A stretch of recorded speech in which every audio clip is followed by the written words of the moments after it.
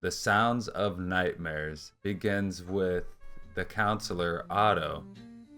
He's on tape number 54. He's making a recording of his recent sessions, and he's doing his first session with patient number 1220, which we now know as Noone. And she's been in his care for about a fortnight, which is, if you don't know, 2 weeks.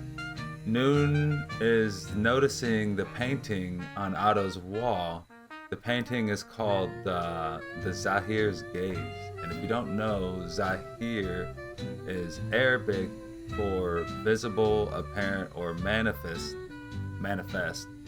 Anyway, the painting is blurry to Noone.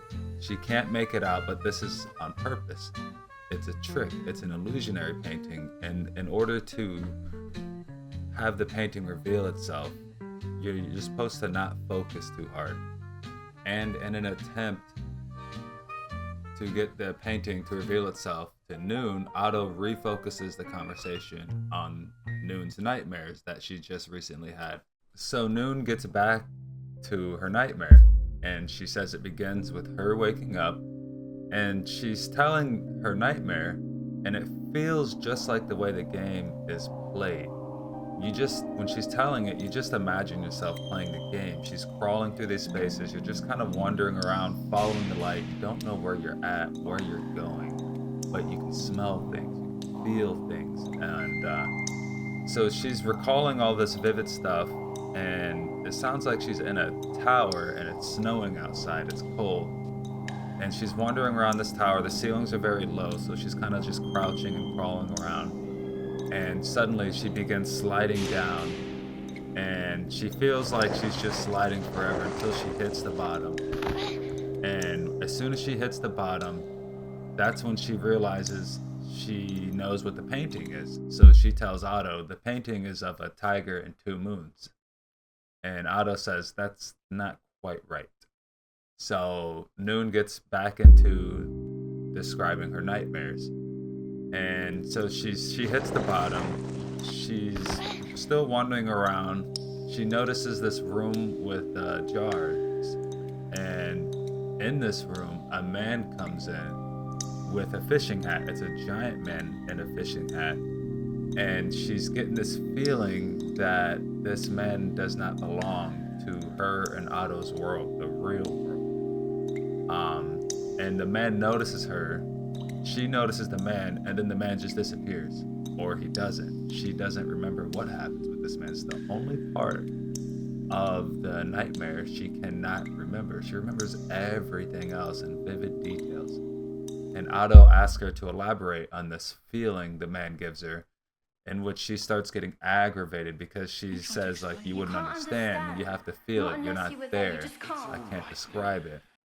So she's getting agitated.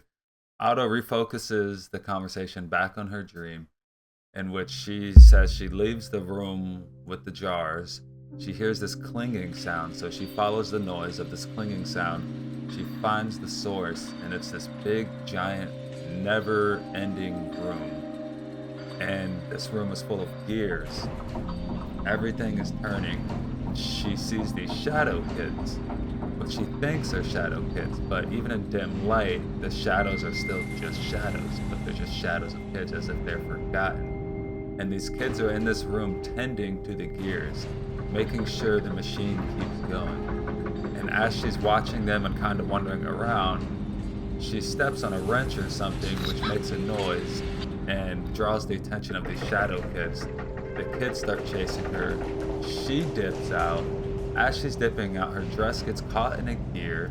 So she's struggling, trying to get out of the gear, and she ends up just ripping out of there. A piece of her dress gets caught in the gear, and the kids stop chasing her and start trying to tear the part of the dress out of the gear because the whole machine is starting to slow because the dress is in there.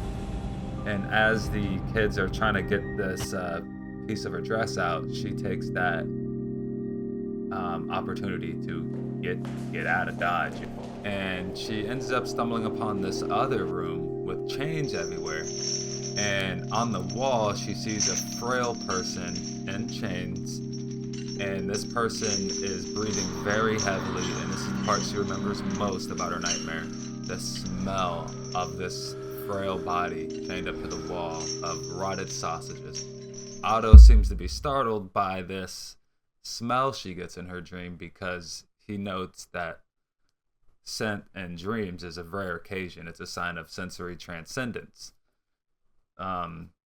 Getting back to her nightmare, she is descending deeper and deeper into this nightmare world, and she stumbles upon another child, but this time it's a real kid. She thinks it's a real kid, but she cannot tell if it's a boy or a girl because he's got like goo in its hair.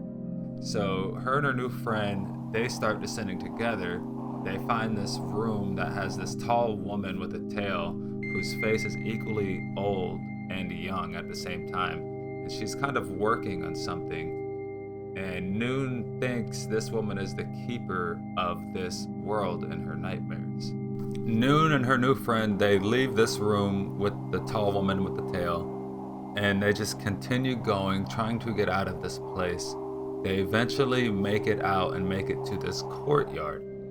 And Noone looks back and just looks at this expansive place she just got out of, and it's huge. And as she's looking back, her friend is running across the courtyard. And she calls for her friend to come back. And as she does that, the tall woman with the tail descends down onto them. She snatches the kid with one of the chains, like as if she can control it, like a little snake. And as she snatches the kid, she turns and looks at Noone. And Noone begins to run, and that's when her nightmare ends. That's when she wakes up. Otto tells Noone that he's only had one other person in his experience be able to smell and feel temperature in their dreams. Of course, Noone wants to know who this is because it could be someone like her. Otto says it was his beloved Cece. And as he says that, Noone says that the painting has revealed itself to her, the Zahir's Gaze painting. And she says it's a map of stars with circles around it. And Otto says yes, it's called an astrolabe. It's an ancient device used to pretty much tell time and tell your location. It's like a watch and a compass at the same time. And with that, Otto walks her to her room, gives her her nightly confectionery, which is just piece of candy. Sweets. And that ends chapter 1. So I'm reading chapter 1 for the first time, and I have not read chapter 2 yet. I'm kind of reading and making these videos because I am a lore whore and I really like this universe. And I'm going to continue doing these videos. And with that said, I'm going to get out of here. Until we win.